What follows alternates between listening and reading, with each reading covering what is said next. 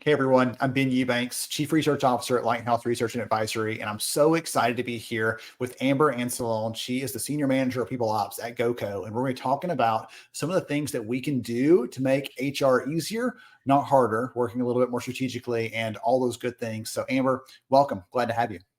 Yeah, thank you for having me. I'm excited to be here and love to talk about making work easier for the HR people out there.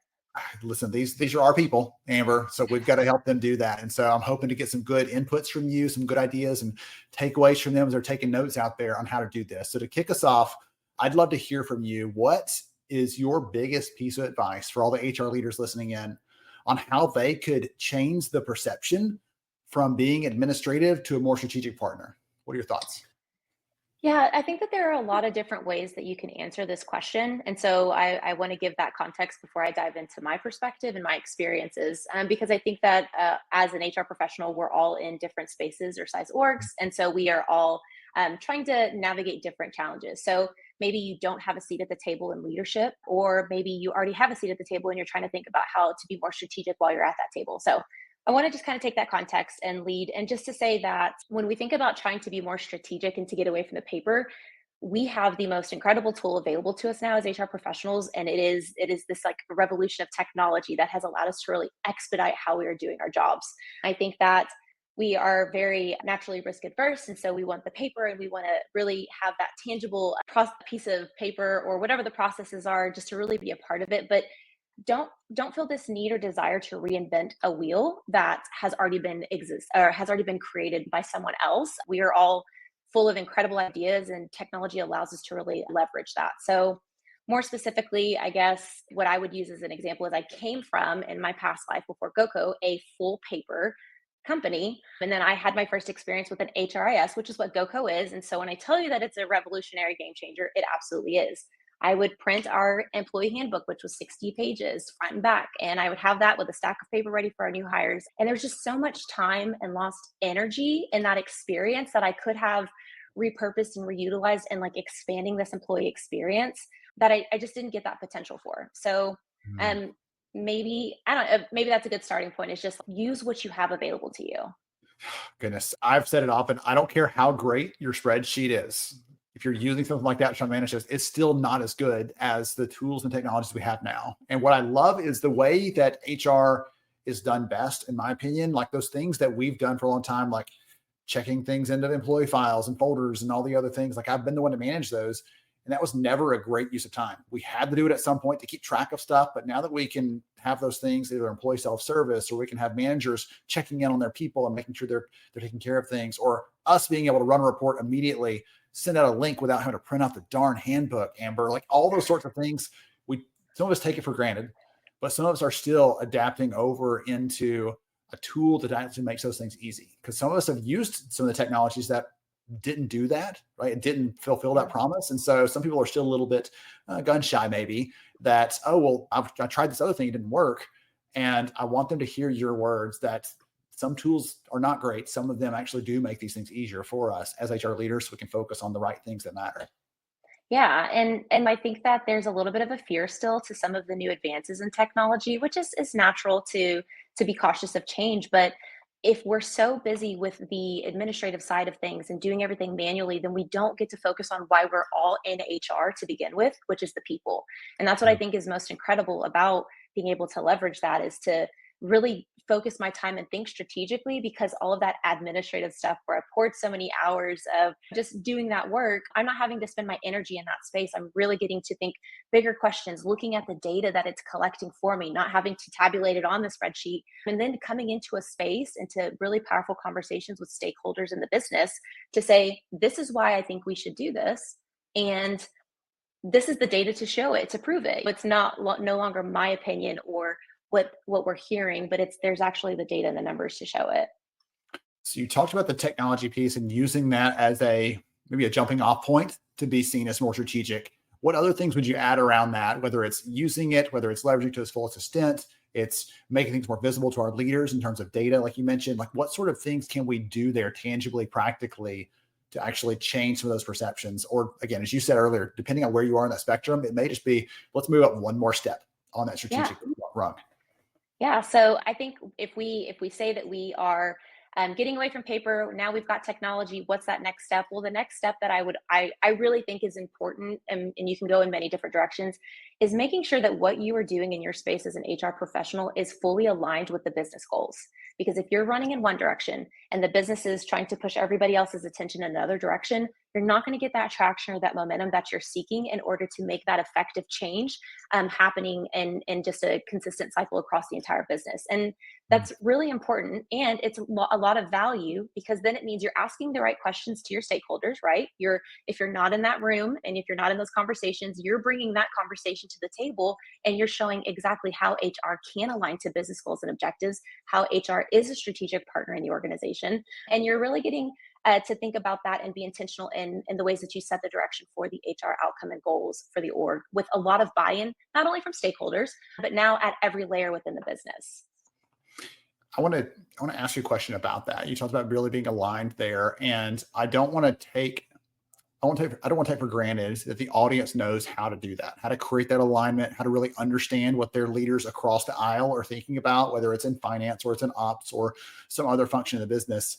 Any tips or advice for them on how to start building those inroads and to start really thinking through how to understand what's happening so they can think about the people levers that we do have a hand on to start making a positive impact there?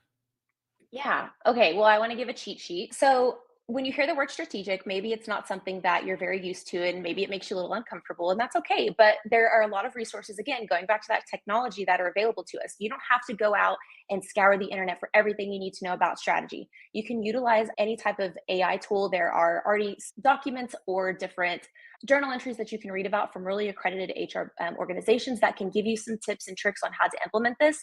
But what I love to do, it is my absolute favorite, and we have this cool feature in our GoCo platform as well of utilizing AI, is I will sometimes summarize the business goals and objectives, because you always want to be cautious to not put any confidential or sensitive information into any type of AI summary system.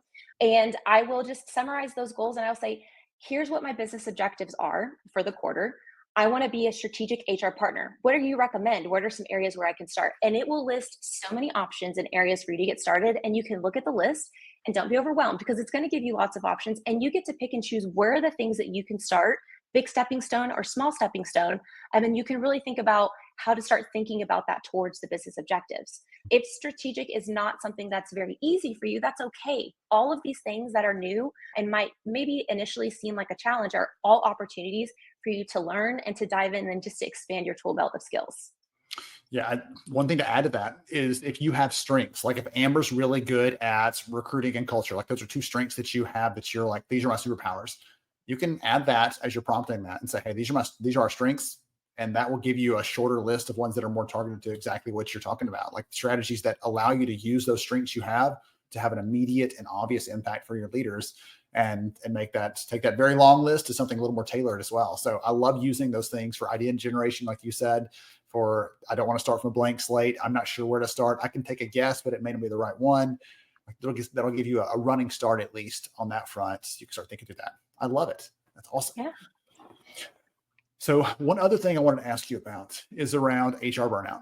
So all of our friends in the space, and potentially some of those who are listening in today, are facing higher stress, higher burnout. The demands on HR are higher than ever before. So many companies are saying, do more with less, and HR is at the tip of the spear on trying to make that work.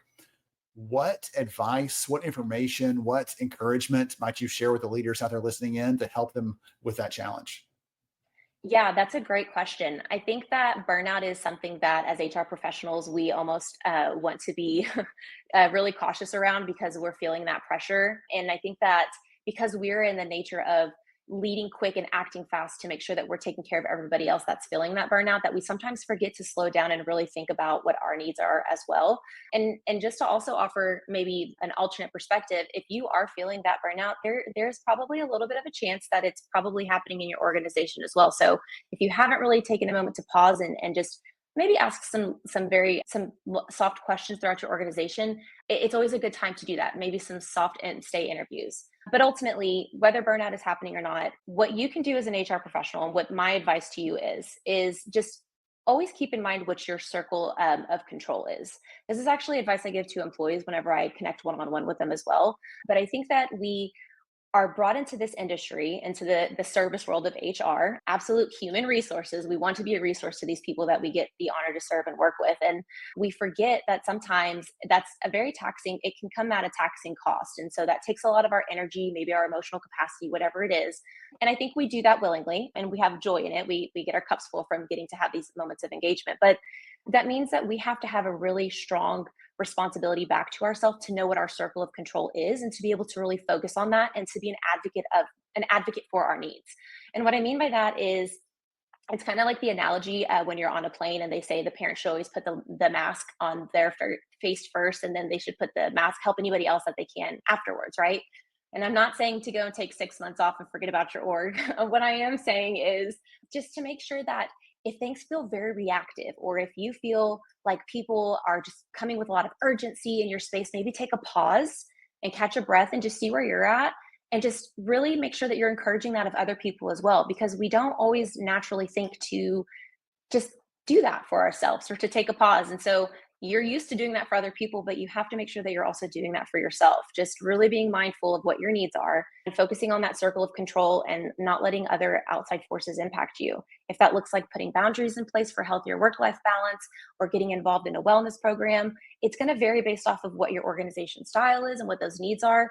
But we often are so willing to carry all of the challenges or positive experiences that come with HR, and we just have to make sure that we balance those out so that we can remain present and helpful to our org and to our team members. Excellent. That's one of the things I say often is there's never been a task that someone in HR wouldn't take up because no one else would. There's no one else's responsibility, but it's got to get done. Okay, put the brick in my backpack. I'll carry it. Is how our general heart of service is.